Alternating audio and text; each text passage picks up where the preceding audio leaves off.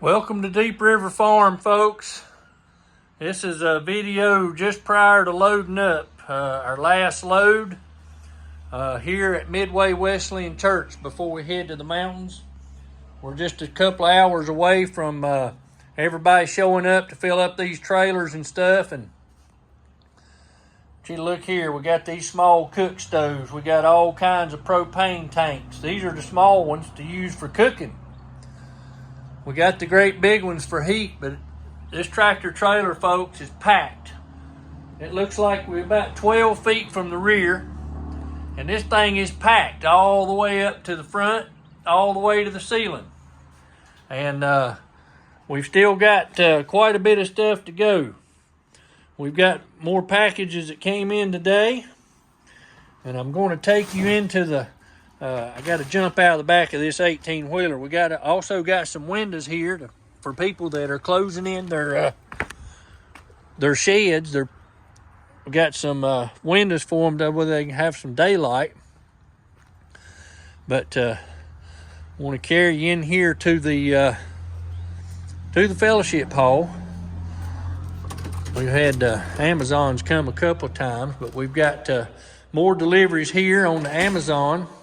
This morning on the second run, and then we've got our some medical supplies and Starlinks up here with a little water underneath, and then we got the back room, folks, Amazon big delivery, and FedEx and the UP and the post office. Excuse me. But here's what we had, the other day when we was back here in the back room. But now we've got 30 more heaters and propane tanks, blankets, coats, and so forth. So we've had a huge increase in heaters again. So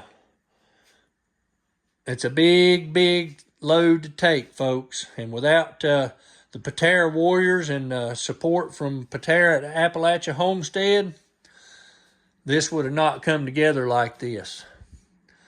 With all of y'all's help out there, this is what is going to be made possible for these folks in the mountains.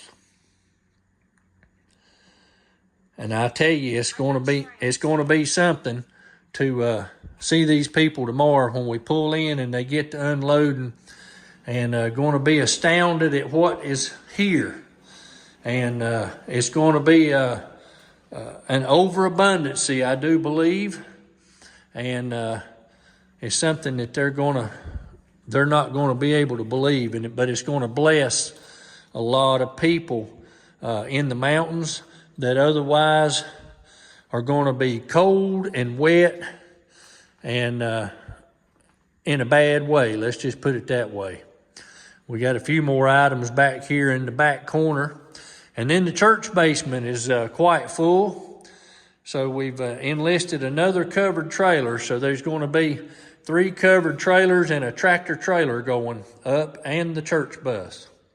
So we've got quite a bit of stuff to take, and we're excited to go and get these into the hands of the people that need them.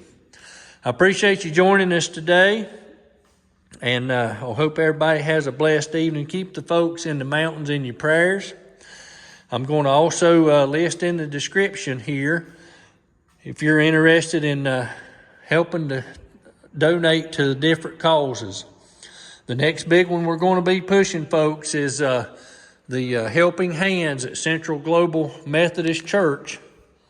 That's going to be the biggie that's coming, and that's where we're going to try to start helping these people that's got mud in their houses, get that stuff out, and get the subfloor, the floor, the carpet, tile, whatever they got out.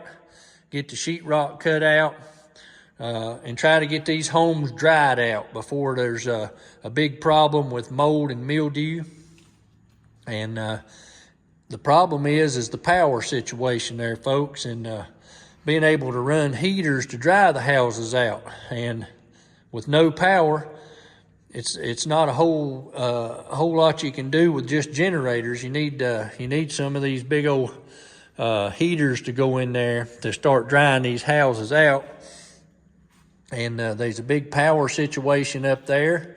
that we've just learned of today, and that's that there's over 500 lineman crews that's not been paid.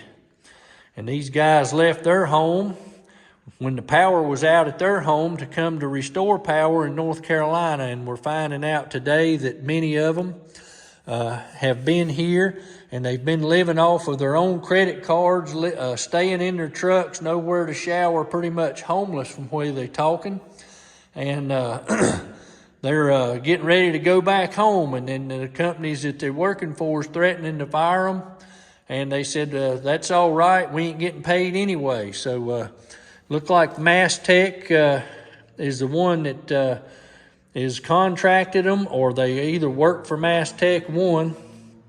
And it's a big mess. These guys hadn't been paid, what is this, since the 27th. And it's a big old mess. I just saw some information about that. But they need to get that squared away, or that those areas that we was looking at for 9 months without power could go even further. And it won't be because of materials, it will be because manpower. So I know that they've allocated all these funds from North Carolina to help. They finally got the governor to sign off on it after it sat there for a while, and get all this stuff going. And now it seems like there's an issue with the money. So where's the money at? What's another question again? Where's the money? How come these guys ain't getting paid?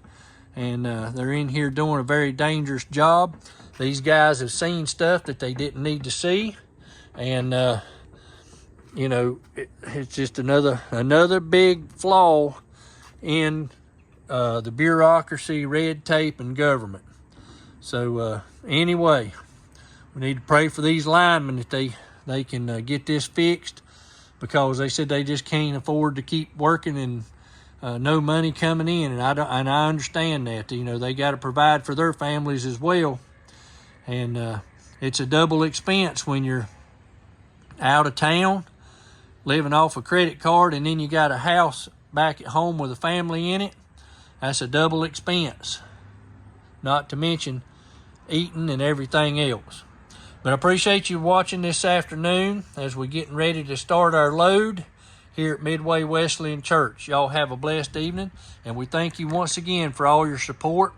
Thank you, Patera from Appalachia Homestead, for making this possible. Y'all have a blessed day.